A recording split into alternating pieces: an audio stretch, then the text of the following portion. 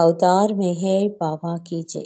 జై బాబా అండి, అందరికీ జై బాబా. ప్రభు ఇచ్చిన ఈ అద్భుత అవకాశంలో ప్రార్థనా గీతాన్ని సులోచన ధనలక్ష్మి గారు పాడతారు. హారతికి ఉమారాణి గారు రెడీగా ఉండాలి. చల్లని స్వామి ఎం నాగమణి గారికి వస్తే పాడవచ్చు. జై బాబా. జై బాబా. ధనలక్ష్మి, సులోచన. जय बाबा, जय मेहर बाबा। अवतार मेहर बाबा की जय। अवतार मेहर बाबा की जय। अवतार मेहर बाबा की जय।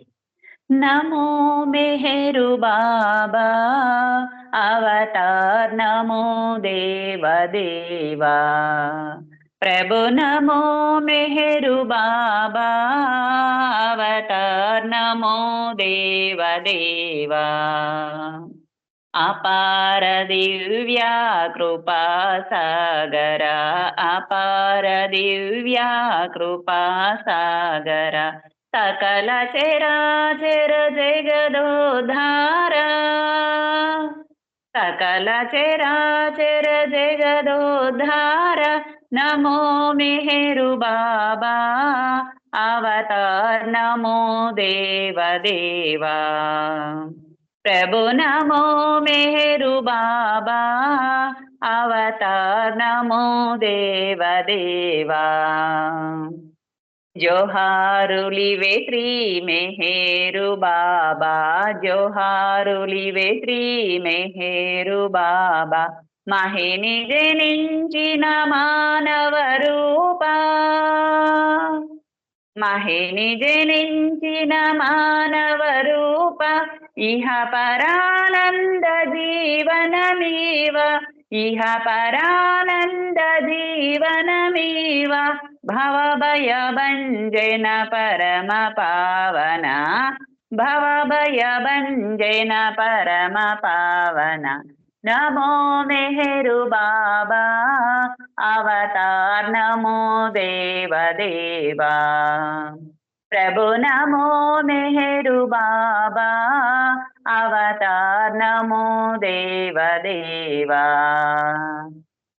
आज्ञानांदत अंतमु जेसी, आज्ञानांदत अंतमु जेसी दिव्य विज्ञान दृष्टिनो संगी, दिव्य विज्ञान दृष्टिनो संगी अरिषेद्वर्गमु अंतरिंपगा, अरिषेद्वर्गमु अंतरिंपगा अव्यय मोक्षं बनुग्रहिंपुमु, अव्यय मोक्षं बनुग्रहिंपुमु नमो मेहरु बाबा अवतार, नमो देव देवा प्रभु, नमो मेहरु बाबा अवतार, नमो देव देवा अवतार मेहर बाबा की जय। जय मेहर बाबा, अंदरिकी जय बाबा आंटी, जय मेहर बाबा। జై బాబా. సులోచన ధనలక్ష్మి మీ ఇద్దరికి జై బాబా. ఈరోజు మనం అంటే గత కొన్ని రోజులుగా అది అలాగా అనే పుస్తకంలోని బాబా చెప్పిన విషయాన్ని ఇరిచి మాటల్లో మనం తెలుసుకుంటున్నాం. నిన్నటి రోజు హిజరాల గురించి బాబా చెప్తున్నారు. అసలు ఎందుకు హిజరాల గురించి బాబా చెప్తున్నారు అంటే, బాబా తరచూ పురుష మండలిని అనేవారు, స్త్రీ మండలే ఎక్కువ నన్ను ప్రేమిస్తారు, మీరు వాళ్ళ ప్రేమ ముందు మీ ప్రేమ తక్కువే అనేవారు. అది మాటల్లోనే కాక వాళ్ళు చేసే పనుల్లో కూడా అనేవారు బాబా. స్త్రీలైతే నేను ఇచ్చిన పనిని కష్టంగా అనుకోరు, మీరు ప్రతి పనిని కష్టంగా అనుకుంటున్నారు అని. ఇలా ప్రతిసారి బాబా అనేసరికి ఇరిచ్ అంటాడు బాబాతో, బాబా మీరు పురుష రూపంలో అవతార పురుషుడిగా వచ్చారు కనుక స్త్రీల ప్రేమ మీకు అవగతమవుతోంది. అదే మీరు కనుక స్త్రీ తత్వంతో ఒక భగవంతుడిగా అవతార పురుషుడిగా కిందకి దిగి వస్తే ఆ స్త్రీ తత్వంలో ఉన్న మేము నువ్వు మిమ్మల్ని మేము ఎలా ప్రేమిస్తామో పురుషుడిగా ఆ ప్రేమ రుచి చూపిస్తాము అని ఇరిచ్ అన్న మాటలు. ఇరిచ్ అంటాడు, స్త్రీ రూపంలో అవతరిస్తే కనుక ఆడవాళ్ళ ప్రేమ కన్నా కూడా మా మగవాళ్ళ ప్రేమ రుచి కూడా చూస్తావు నువ్వు బాబా, నువ్వు స్త్రీ రూపంలో వస్తే అంటాడు. అంటే బాబా అంటారు అందుకు అవకాశం లేదు అంటారు. ఎందుకంటే అవతార పురుషుడు భగవంతుడు ఎప్పుడూ కూడా పురుష మానవ రూపంలోనే వస్తాడు.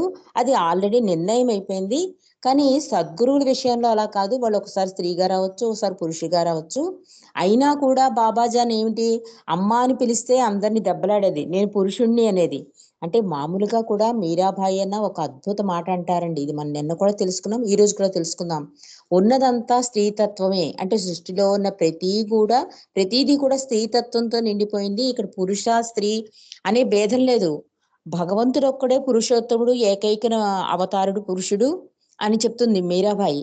అలాగా ఉన్నది ఒక్క పరమాత్మే, ఈ లింగ భేదాలు ఏం లేవు అని చెప్పి బాబా చెప్తూ హిజరాల గురించి చెప్తారు. అంటే మగవాళ్ళ గురించి ఆడవాళ్ళ గురించి అయితే తెలుసు, కానీ ఈ స్త్రీ కాకుండా పురుషుడు కాకుండా రెండు కలగలిసి ఉంటారు కదా, వాళ్ళని హిజరాలు అంటారు, నపుంసకులు అంటారు. వాళ్ళు చూడ్డానికి మగవాళ్ళ ఉన్న వాళ్ళ లక్షణాలన్నీ ఆడ లక్షణాలు అని చెప్తున్నారు బాబా. ఆ బాబా చెప్పిన మాటల్ని ఇరిచి మాటల్లో మనం తెలుసుకుంటున్నాం. ఇరిచి ఏం చెప్పాడంటే, ఒక హిజ్రా జాతి ఉండేది. వాళ్ళలో అంటే భగవంతుడి నిర్ణయం ప్రకారం వాళ్ళ జాతిని కూడా వృద్ధిలోకి తీసుకురావడం కోసం వాళ్ళలోనే ఒక సద్గురువు పుడతాడు. అతన్ని ఫాలో అవుతూ ఉంటారన్నమాట. కానీ ఈ హిజ్రాలు అంటే అప్పట్లో చాలా నీచంగా చూసేవారు. ఇప్పుడంటే వాళ్ళు మనని డామినేట్ చేస్తున్నారు, కానీ అప్పుడు వాళ్ళని చూడ్డానికి కూడా ఇష్టపడేవారు కాదు. ఊరవతలు ఎక్కడో వేసుకుని ఇల్లు కట్టుకుని ఉండేవారు. పిల్లల్ని కూడా చూడనిచ్చేవారు కదా. అంటే పిల్లలు వాళ్ళ వేషధారణ చూసి అట్రాక్ట్ అవుతుంటే గబుక్కులు లోపలికి లాగేసి తలుపులేసేసేవారు. అంటే వాళ్ళు వస్తున్నారు అంటే తలుపులేసేసేవారు. వాళ్ళని ఎప్పుడు పిలిచేవారంటే, ఒక పెళ్లి కానీ ఒక చావు కానీ ఉంటే ప్రత్యేకంగా పిలిపించుకుని ఆ వాతావరణాన్ని సృష్టించుకుని వాళ్ళకి డబ్బులు ఇచ్చి పంపించేవారు. ఆ డబ్బులతో వాళ్ళ పోషణార్థం జరిగేది. ఇలా ఉండేది అప్పటి కాలంలో. అలా హిజ్రాల జాతిలో ఒక సద్గురువు పుడతాడు. వాళ్ళందరూ అతన్ని ఫాలో అవుతూ ఉంటారు. ఒకసారి ఆ సద్గురువు ఈ హిజ్రాలు నడిచి వస్తూ ఉంటే ఒక వస్తాది ఎదురవుతాడు. అతను అప్పటికే కుస్తీ పోటులో నెగ్గి ఉంటాడు. అతని చుట్టూ అభిమానులు ఉంటారు. ఈ హిజ్రా సద్గురువు చుట్టూ తక్కువ మందే ఉంటారు. అది చూసి వస్తాదు కామెంట్ చేస్తాడు, వాడు చూడండి, వాడు ఒక గురువుట నాయకుట, అన్ని ఆడలక్షణాలు ఉన్నాయి, ఇలా ఆడలక్షణాలు ఉన్న వాళ్ళని నాయకుడు అంటారని హేళన చేసి చేత్తో చూపిస్తాడనమాట సద్గురువుని. సద్గురువు పాపం ఏమనకుండా, ఈ హిజ్రాలు కూడా ఏమనకుండా ముందుకెళ్ళిపోయాక సద్గురువు కొంచెం వెనక్కి వచ్చి అతనితో అంటాడు, వస్తావుతో, నన్ను అనేసావు కదా, నీ చెయ్యి ఎత్తి మరీ నా వేంపు చూపిస్తావు ఆ మాట అన్నావు కనుక నేను ముందుకెళ్ళిపోయాను, నేను తిరిగి నీకేం సమాధానం ఇవ్వలేదు కనుక ఆ ఎత్తిని చెయ్యి దించు అంటాడు సద్గురువు. వస్తాదు దించుదామని చూస్తాడు, దించలేకపోతాడు. అంటే ఎంత బలవంతుడైన వస్తాదు కేవలం తన చెయ్యిని తాను దించుకోలేని అసక్తతలో ఉన్నాడు అనేసరికి అప్పుడు ఈ సద్గురువు యొక్క శక్తి ఏమిటో అక్కడున్న ప్రజలకు తెలుస్తుందండి. కానీ ప్రజలు ఇంకా మూఢనమ్మకం దీంతో ఉండడంతో ఇంకా వాళ్ళని నీచంగానే చూస్తున్నారు. ఇలాంటి సిచ్యువేషన్ జరిగినా పట్టణం అంతా ఈ సద్గురు మహా అద్భుత వ్యక్తి అని తెలిసినా కూడా ప్రజలు ఇంకా ఇష్టపడరు ఈ హిజ్రాలంటే. కానీ చిన్నపిల్లలు ఉంటారు కదా, చిన్నపిల్లలు యువకులు వాళ్ళు అట్రాక్ట్ అవుతూ ఉంటారు. వాళ్ళు అట్రాక్ట్ అయ్యి ఓన్లీ చూద్దాం సద్గురు నేను వెళ్ళిన వాళ్ళు ఆయన దగ్గర ఎక్కువ టైం స్పెండ్ చేసేస్తూ ఉంటారు. దాంతో ముసలి వాళ్ళు పెద్దవాళ్ళు ఏం చేస్తారంటే, ఆ పట్టణంలో ఉన్నవాళ్ళు, ఇలా అయితే యువతంతా పాడైపోతుంది, దీనివల్ల ప్రపంచమే పాడైపోతుంది, భ్రష్టు పడిపోతుంది, హిజరాకి అంత గౌరవం ఇవ్వడం ఏంటి, వాళ్ళకి అసలు సమాజంలో స్థానమే లేదు, దీనికి ఏదైనా ఉపాయం ఆలోచించుదాము అని చెప్పి పెద్దలందరూ కలిసి ఒక సభ మీటింగ్ పెట్టుకుంటారు. అక్కడి వరకు చదువుకున్నామండి నిన్న. ఈ రోజు విషయంలోకి వద్దాం. చివరికి వారంతా ఆ సద్గురువుని ఒక మోసగానిగా వెల్లడి చేసేందుకైనా ఏదైనా చెయ్యాలని నిశ్చయించుకున్నారు. వారు ఆయన ఒక కొజ్జావానిగానే భావిస్తున్నందువల్ల వాళ్ళకు ఆలోచన తట్టింది. అంటే వాడిని సద్గురువుగా వాళ్ళు ఆలోచించట్లేదు, వాడు కూడా ఒక రకమైన హిజ్రాయి అని ఆలోచిస్తున్నారు ఈ పెద్దవాళ్ళందరూ కూడా. ఇద్దరు యువకుల్ని తీసుకొచ్చి ఒకరికి ఆడదాని వేషం వెయ్యాలి అనుకున్నారు. ఇద్దరు పురుషులు కదా, వాళ్ళ ప్లాన్ వేసుకుంటున్నారు. ఇద్దరు పురుషుల్లో ఒక పురుషుని పురుషుడిగానే ఉంచి ఇంకో పురుషుని మాత్రం ఆడవేషం వెయ్యాలని అనుకున్నారు. వాళ్ళిద్దరిని ఒకటి పెళ్లి కొడుకు ఇంకోటి పెళ్లి కూతురుగా ఆ సద్గురికి పరిచయం చేస్తారన్నమాట. వాళ్ళకు ఒక బిడ్డని ప్రసాదించమని ఈ వైఫ్ అండ్ హస్బెండ్, అంటే ఈ మగ ఆడవేషం వేసుకున్న వాళ్ళు కదా, వాళ్ళిద్దరూ భార్యాభర్తలుగా వెళ్ళి సద్గురువుని దర్శించి మాకు ఒక కొడుకు కావాలి అని చెప్పి ప్రసాదించమని అడగాలట. నిజంగానే వీళ్ళు అలాగే వెళ్ళారు. గురువు సహజంగానే ఆశీర్వదిస్తాడు కదా, వీళ్ళని చూడగానే వీళ్ళు వేసుకున్న ప్లాన్ గురించి వాళ్ళు మాట్లాడుకుంటున్నారు. ఆయనకు పరిచయం చేసి వాళ్ళకు ఒక బిడ్డను ప్రసాదించమని అడగాలనుకున్నారు. గురువు సహజంగానే ఆశీర్వదిస్తాడని, అప్పుడు తాము ఆయన్ని సర్వజ్ఞుడు కాడని 10 మందికి వెల్లడి చేయవచ్చని, ఆ తర్వాత ఊళ్ళో నుంచి వెళ్ళగొట్టవచ్చని, అందువల్ల తమ పిల్లలు మళ్ళీ చదువుల్లో ఉండగలరని తలచారు పెద్దలంతా. ఇదొక చక్కని పథకంగా వారికి కనబడింది. అంటే ఈ సద్గురువుని పట్టుకుని పిల్లలందరూ ఎక్కువ టైం అక్కడ గడిపేస్తున్నారు కనుక వాళ్ళని అందులోంచి బయటపడేయాలంటే ఈ సద్గురువు ఒక మోసగాడు అని చేయాలి. మోసగాడు ఎలా చేస్తారు? అందుకని ఇద్దరు పురుషులను తీసుకొచ్చి ఒక పురుషుడుగానే ఉంచి ఇంకో ఆమెకి ఆడవేషం వేసి వాళ్ళిద్దరూ సద్గురువు దగ్గరికి వెళ్ళి ఆయన కాళ్ళకి నమస్కరించి మాకు ఒక బిడ్డ కావాలి అని అడగాలన్నమాట. అప్పుడు ఏమవుతుంది? సద్గురు ఏమంటాడు? వెంటనే మీకు బిడ్డ కలుగుతుంది అంటాడు కదా. అప్పుడు వెంటనే వీళ్ళిద్దరు మొగాళ్ళు, వీళ్ళిద్దరికి ఎలాగొస్తారు పిల్లలు అని చెప్పి వీడికి ఏమీ తెలియదు. సర్వజ్ఞుడు సర్వజ్ఞుడు సద్గురు అంటున్నారు కానీ వీడికి ఏమీ తెలియదు. వీడు పచ్చి మోసగాడు అని చెప్పి అప్పటికప్పుడే అతని బట్టబయలు చేద్దాం, అతన్ని అలాగా అతనికి అపకీర్తి తెద్దామనే ఒక ప్లాన్ తో వీళ్ళందరూ సద్గురువు దగ్గరికి వెళ్తారు. దీని ప్రకారం ఇద్దరి కుర్రాళ్ళను ఎంపిక చేశారు. అందులో ఒకరికి రవంత ఆడ లక్షణాలు కూడా ఉన్నాయి. సాంప్రదాయ ప్రకారం వాళ్ళిద్దరినే వధువరులుగా నగా నట్రతో దుస్తులు ధరింపజేశారు. గురువు దగ్గరికి ఏం చెప్పాలో కూడా నేర్పారు పెద్దలు. యువజంట సిద్ధం కాగానే వాళ్ళిద్దరూ రోజు మాదిరిగానే రోడ్డు పక్క తన శిష్యులతో కూర్చుని ఉన్న గురువు దగ్గరికి వెళ్ళారు. జంట గురువుని కలిసింది. అంటే ఎలా అయితే వాళ్ళ డ్రెస్అప్ అంతా వేసేసుకున్నారు, ఏం చెప్పాలో కూడా చెప్పారు.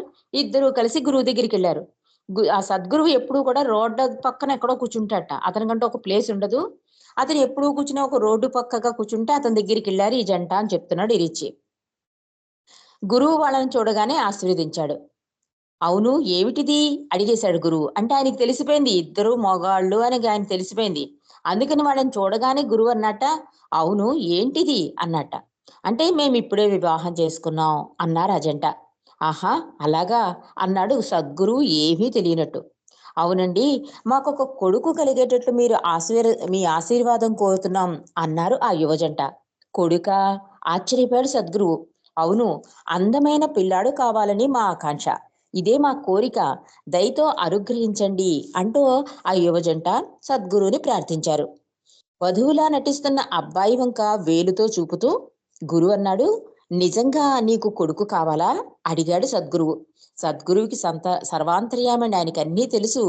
అందుకే ఆయన వేలు పెట్టి మరీ ప్రత్యేకంగా ఆడవేషం వేసుకున్న ఆ పురుషుడితో అంటున్నారు సద్గురువు, నీకు నిజంగా కొడుకు కావాలా అంటే మరి యాక్ట్ చేయాలి కదా.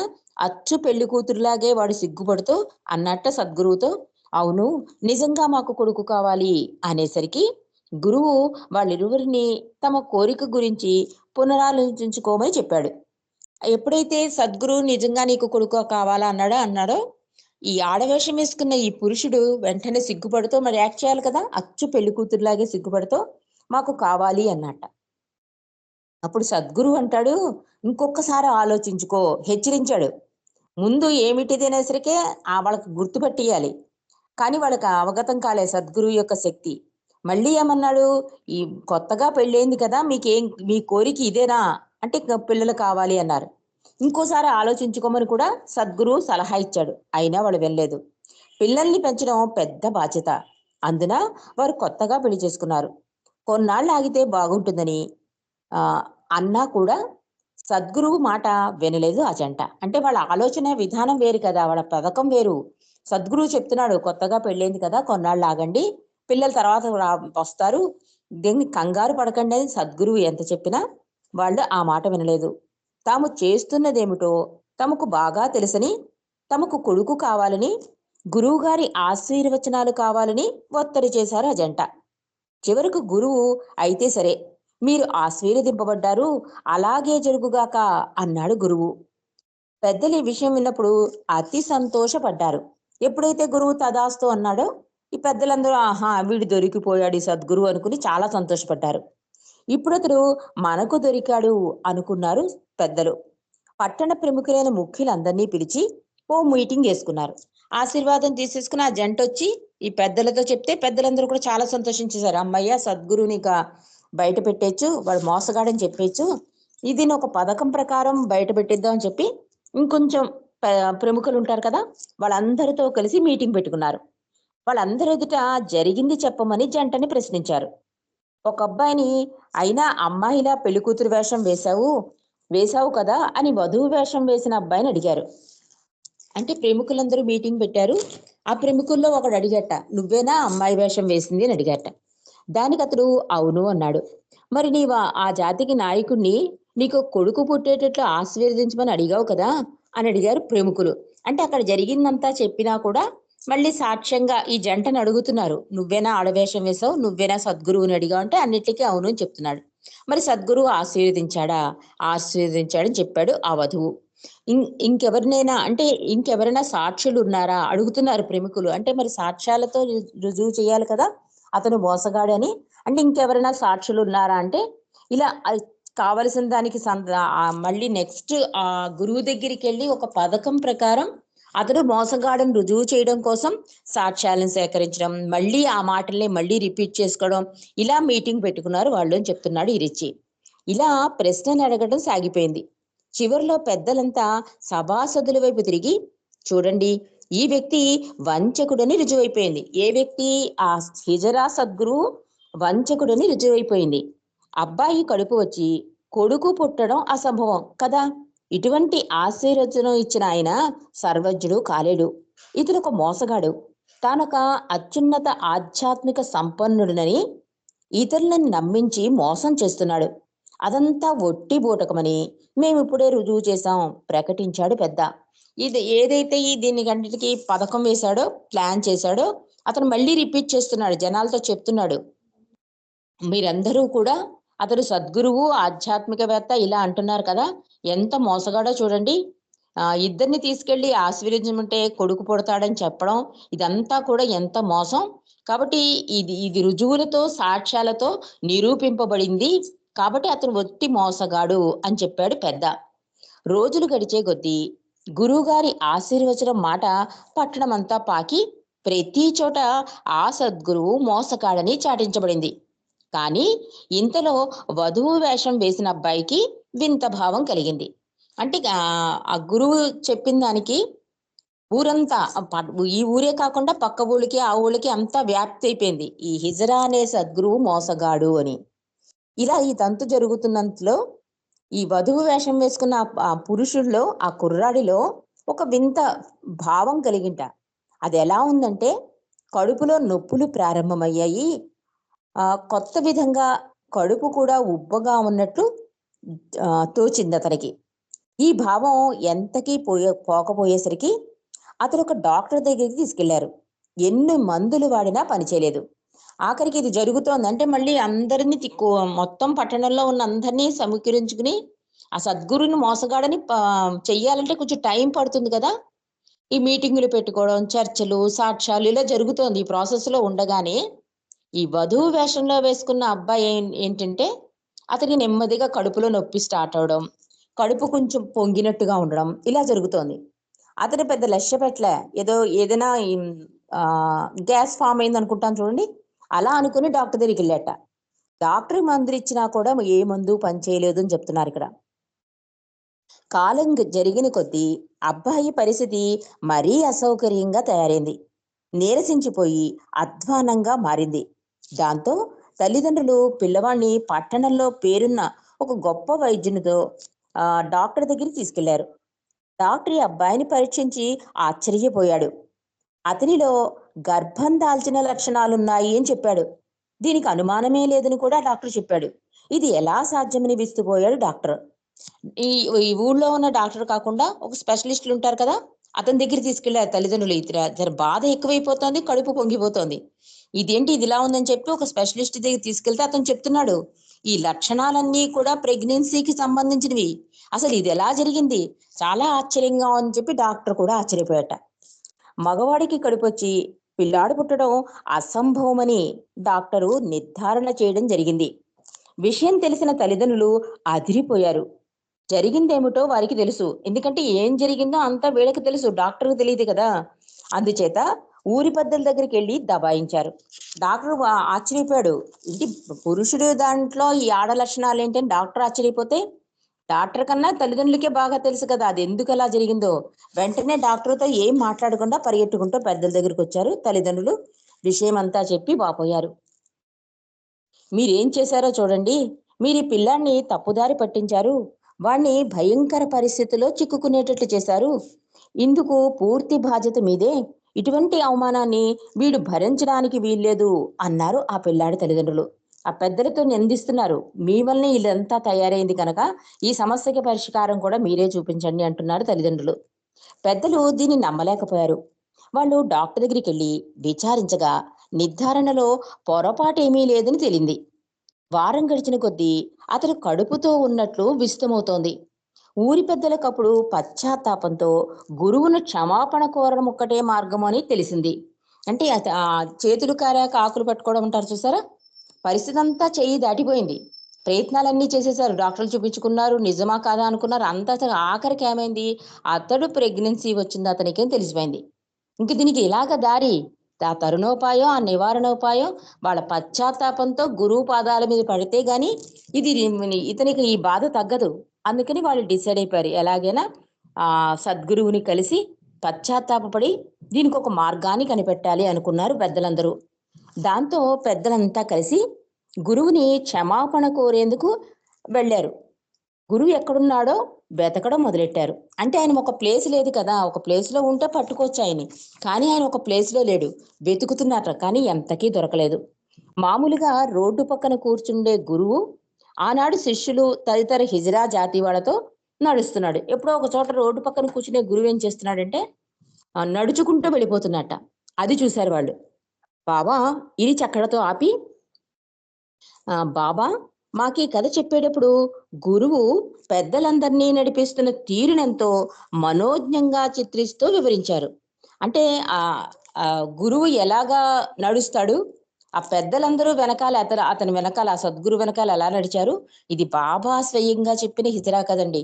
కాబట్టి ఇరిచ్ ఏం చెప్తున్నాడంటే బాబా చెప్పినట్లుగా చెప్పలేకపోయినా ప్రయత్నిస్తానంటాడు ఇరిచ్ ఎప్పుడు కూడా. ఈ కథ చెప్పినంతసేపు కూడా బాబా సౌజ్ఞల ద్వారాను ఆ గురువు ఎలా నడిచాడు, ఆ ఆడవేషం వేసుకున్న ఆ పురుషుడు ఎలా నటించాడు, ఇవన్నీ బాబా చేసి చూపించేవాటండి సౌజ్ఞల ద్వారానో ఎలాగోలా. అదే అదే ఇక్కడ చెప్తున్నాడు ఇరిచి కూడా. బాబా మాకు ఈ కథ చెప్పేటప్పుడు గురువు పెద్దలందరినీ నడిపిస్తున్న తీరునెంతో మనోజ్ఞంగా చిత్రిస్తూ వివరించారు. బారు గడ్డాలతో ఆనందోత్సవంతో ఆడంబరంగా కేరింతలు కొడుతూ నృత్యం చేస్తూ లక్నో నగర వీధుల్లో వెళుతూ ఉండగా ఊళ్ళో పెద్దలాయన్ని కలిసేందుకు ప్రయత్నిస్తుంటే వాళ్ళను తప్పించుకునేందుకు ఈ గురువు ప్రయత్నించాడు. ఈ కథ చెబుతూ బాబా చాలా ఉత్సాహపడ్డారు. ఆనాటి దృశ్యం నాకింకా గుర్తుంది అన్నాడు ఇరిచి. అంటే ఆ గురువును కలుద్దామని ప్రజలు ప్రయత్నిస్తుంటే ఈ ప్రముఖులు ఉన్నారు కదా పెద్దవాళ్ళు తప్పించుకు తిరుగుతున్నట్ట. ఆ తప్పించుకు తిరగడంలో కూడా ఆయన నృత్యం చేస్తున్నట్ట, డోలక్ వాయిస్తున్నారు. ఒక పండగ వాతావరణంలా ఉంది. ఆ వాతావరణంలోనే ఈ పెద్దలెళ్ళి గురువును కలుద్దామంటే అవకాశం ఇవ్వట్లేదు అని చెప్తూ బాబా ఈ సన్నివేశాన్ని చెప్తూ చాలా ఉత్సాహంగా చెప్పారు. ఆ దృశ్యం నాకింకా గుర్తుంది అంటున్నాడు ఇరిచి. చివరికి ఆ జంటతో ఊళ్ళో పెద్దలు, తల్లిదండ్రులు మొదలైన వారందరూ కూడా గురువుని లక్నో మహానగరంలోని ప్రధాన రహదారి చివరిలో పట్టుకోగలిగారు. అంతా కూర్చున్నాక గురువుని క్షమాపణ కోరమని తల్లిదండ్రులు వధువరుల్ని ముందుకు తోశారు. అందుకు ఆ జంట అభ్యంతరం చెబుతూ అలా మేమెందుకు చేయాలి, ఇదంతా పెద్దల ఆలోచన కనుక క్షమాపణ కోరవలసింది వాళ్లేనని తేల్చారు యువజంట. అప్పుడంతా కలిసి పెద్దల్ని ముందుకు పంపారు. వాళ్ళు గురువుగారిని సమీపించి తమ ఆశీర్వచనాన్ని కోరి మీ చెంతకు వచ్చిన ఈ జంట మీకు గుర్తుండే ఉంటారు, ఇతనికో పిల్లాడు కలిగేటట్లు మీరు ఆశీర్వదించారు చెబుతున్నారు పెద్దలు. ఆఖరికి మొత్తానికి ఎలా అయితేనే లక్నో మహానగరంలో ఓ మధ్య ప్లేస్ లో గురువును పట్టుకున్నారు. అందరూ కలిసి ఆ గురువు దగ్గరికి వచ్చి కూర్చున్నారు. ఈ జంటనెళ్ళి మరి తప్పు జరిగిపోయింది కదా, మీరే వెళ్ళి క్షమాపణ కోరండి అంటే ఆ జంట అంటున్నారు అసలు ఈ ప్లాను ఈ ఆలోచన అంతా పెద్దలది కనుక పెద్దలు క్షమాపణ అడిగితేనే బాగుంటుంది అంటే ఆ పెద్దలు ముందుకు తోశారు. వాళ్ళేమో సద్గురువు దగ్గరికి వెళ్ళి ఆయన పాదాలు పట్టుకుని మీరు ఈ జంటని దీవించారు కదా కొడుకు పుట్టాలని అని చెప్పారు. అంటే సద్గురువు అంటాడు అబ్బే లేదే, నేను ఒక అమ్మాయిని ఆశీర్వదించానే కానీ అబ్బాయిని కాదు అన్నాడు. సద్గురువుకి అంతా తెలుసు కదా. అంటే ఇప్పుడు ఇద్దరు అబ్బాయిలే అయ్యారు. అందుకని సద్గురు అంటున్నాడు నేను అప్పుడు ఒక అమ్మాయిని ఆశీర్వదించాను కానీ ఇలా ఈ అబ్బాయిని కాదు అని చెప్తున్నాడు. నేను ఆ అమ్మాయిని నా ఆశీర్వచనాన్ని నిజంగా కోరుతున్నావా అని చాలా సార్లు అడిగాను. అలాంటి వరం కోరడంలో ఉన్న సాధక బాధకాలన్నీ ఆమెకు ముందే చెప్పాను. ఇప్పుడు నేనేం చేయగలను? నా మాట నా పెదాలు దాటింది. మళ్ళీ దాన్ని వెనక్కి తీసుకోలేను అని వివరించాడు సద్గురువు. అంటే అసలు విషయంలోకి వీళ్ళు పెద్దలొచ్చి అడిగేసరికి సద్గురువు చెప్తున్నాడు, నేనసలు వీళ్ళిద్దరిని ఆశీర్వదించలేదు. నేనొక అమ్మాయిని ఆశీర్వదించాను. ఆ అమ్మాయిని కూడా ముందు చెప్పాను. చాలా కష్టం, ఇప్పుడొద్దు, కొన్నాళ్ళు ఆగని కూడా చెప్పాను, వినలేదు. నా ఆశీర్వచనం పెదాలు దాటి బయటకొచ్చేసింది. కాబట్టి దాని నివారణోపాయం నేనేం చెయ్యలేను అన్నాడు సద్గురువు. దయచేసి తమ ఆశీర్వచనాన్ని ఉపసంహరించుకోండి అంటూ ఈ యువకుడు, అంటే ఈ ఆడవేషం వేసుకున్న యువకుడు ఎంత ఆపదలో ఉన్నాడో మీరు చూడలేదా అంటూ పెద్దలు వాపోయారు. పెద్దలు సద్గురువుతో వాదించడం ప్రారంభించారు. సద్గురు అంటాడు, ఆసక్తి నా అధీనంలో లేదు. నేను ఎవరికైనా ఒకసారి ఆశీర్వచనం ఇచ్చాను అంటే దాన్ని మళ్ళీ వెనక్కి తీసుకోలేను. నిజంగా నేను ఆ యువకుని దీనస్థితికి చింతిస్తున్నాను, కానీ నేనేమీ చెయ్యలేను అన్నాడు సద్గురు. చెప్పేశాడు ఫైనల్ గా, నేను ముందు చెప్పాను, హెచ్చరించాను, అయినా వినలేదు. నా ఆశీర్వాదం పెదాల దాటి బయటకు వచ్చేసింది, దాన్ని ఇంక నేను ఆపలేను. అతను ఎంత బాధపడుతున్నాడో నాకు అర్థమవుతోంది, కానీ నేను వెనక్కి తీసుకోలేను అన్నాడు సద్గురువు. దాంతో అంతా గొల్లుని ఆడవడం మొదలెట్టారు. ముఖ్యంగా వధువు వేషంలో ఉన్న అబ్బాయి మరీ ఏడ్చేశాడు.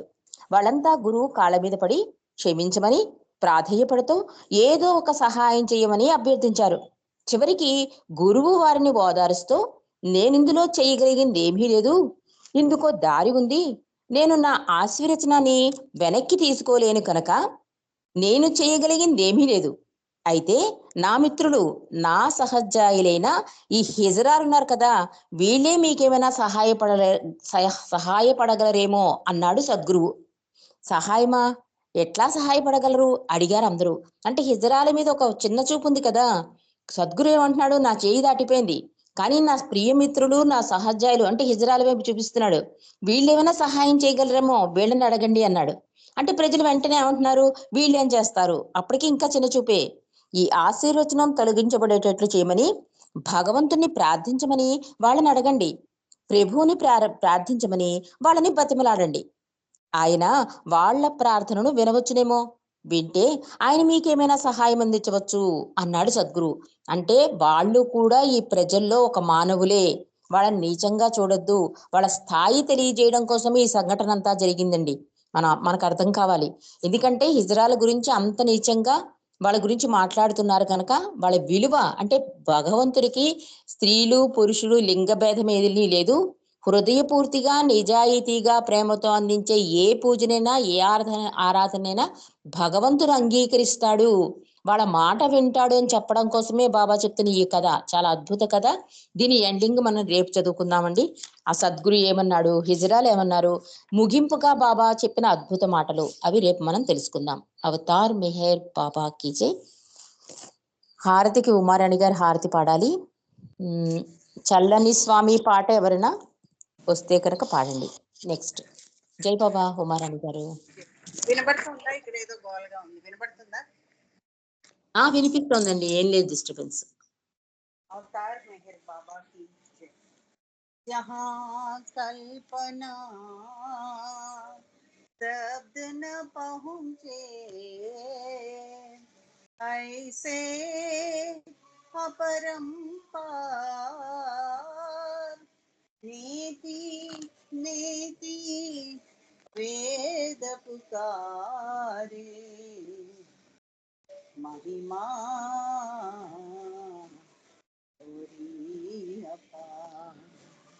दिव्य सनातन परम दया घन, दिव्य सनातन परम दया घन, ये जगदोद्धारो मिहिर मन आरती स्वीकारो, मेहर मन आरती स्वीकारो।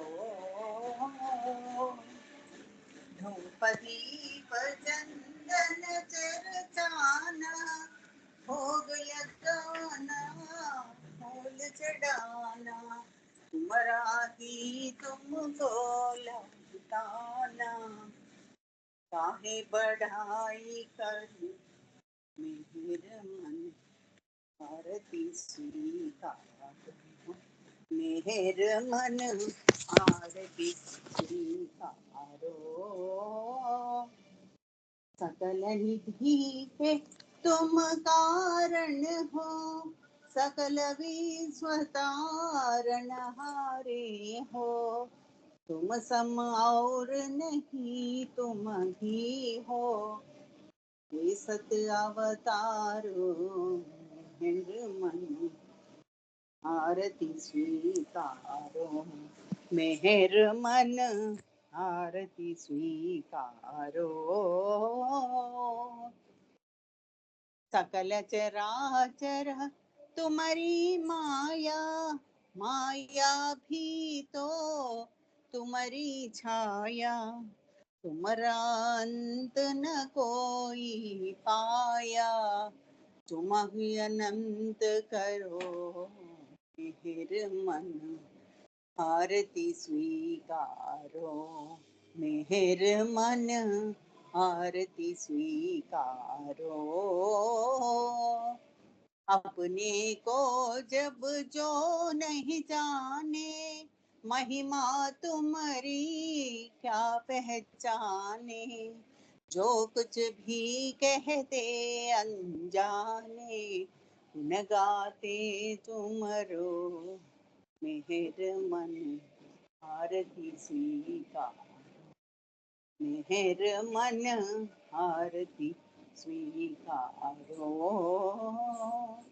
सीमा नाही तुम्हारी कृपा को क्या कोई दे सकता प्रभु तुमको भीख तुम्ही दो प्रेमी जनों को नित्य तुम्हें सुमरो मेहर मन आरती स्वीकारो मेहर मन आरती स्वीकारो दिव्य सनातन परम दया घन दिव्य सनातन परम दया घन हे जगदोद्धारो मेहर मन आरती स्वीकारो मेहर मन आरती स्वीकारो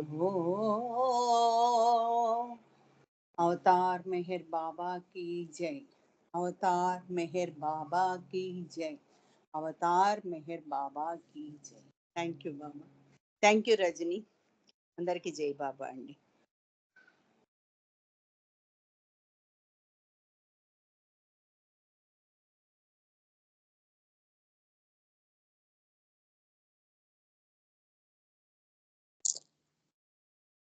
ఎవరన్నా పాడతారా? హలో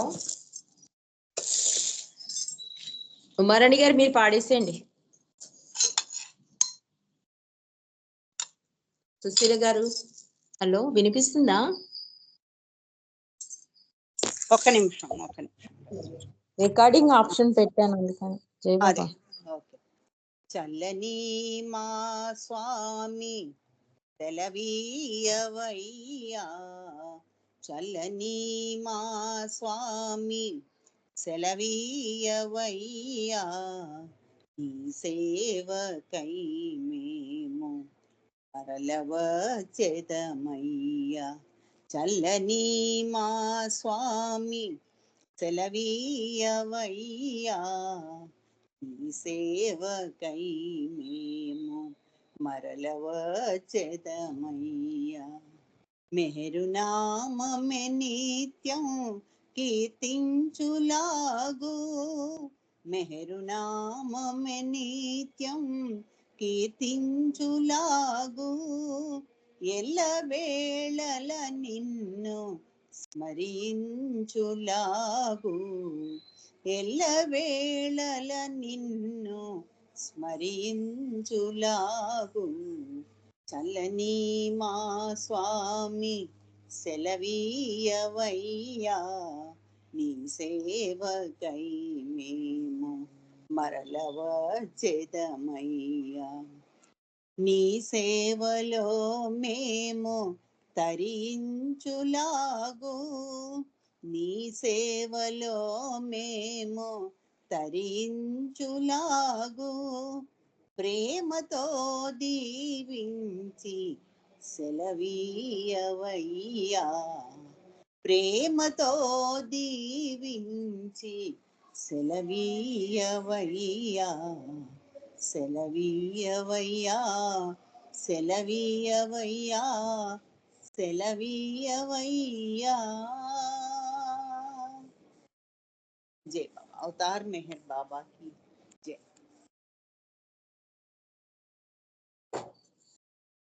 జై బాబా అండి, అందరికీ జై బాబా.